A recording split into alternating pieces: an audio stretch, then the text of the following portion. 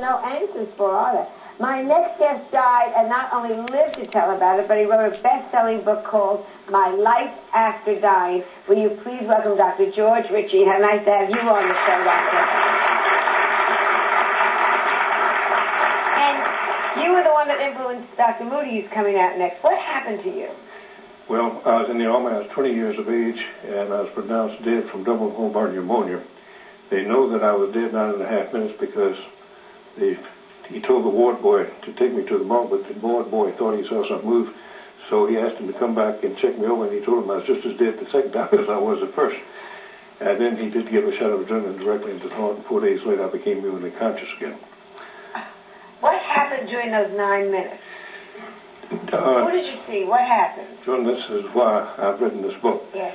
I met the Christ because I was told to stand up. You're in the presence of the Son of God. He came into my room, and he conducted me through 4 different realms of life after death. He really brought out 3 things that changed my life, and I think was a major reason he told me I had to come back because I didn't want to come back here. You didn't want to come back? No, I absolutely did not. What are the 3 things? All right, the first thing, can you imagine being in the room with somebody who knows every single minute detail of your life and totally accepts you and totally loves you? And that's the first wonderful thing. I found out that the one person I'd been always taught to judge the quick and the dead was in the loving department instead of the judging department. The next thing that he showed me by taking me through 4 different realms of life after death is that you and my Father doesn't send us into place. The type of life we live here determines where we're going when we leave here. It does determine? Yes. He doesn't send us to heaven or hell or purgatory or anything else. But you don't leave, say, kindergarten here and start to university. You've got to go through grade school, intermediate school, high school, and the type of grades you make your interest determine which university you're going to. So if you're a bastard, you don't get a good hereafter. No, you Cheer me up.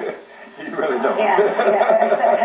I don't think in your case I have to cheer you. No, but I know a lot of people. I just want to make sure we're not going to meet again so fast. Well, let me put it this way.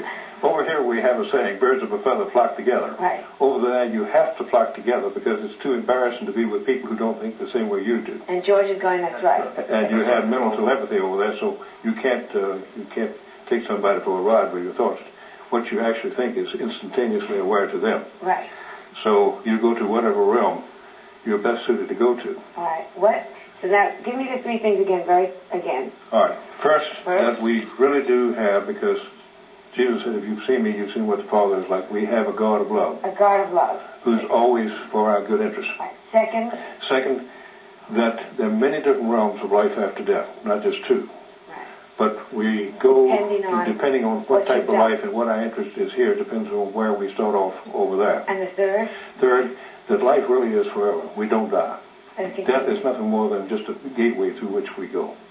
And you agree with this, Joe? Yes, definitely. When we come back, we're going to bring on Dr. Moody and Dannion, Brinkley to talk about my trip to Alabama and again to continue on with this because it's just fascinating. We'll be right back. Please stay with us.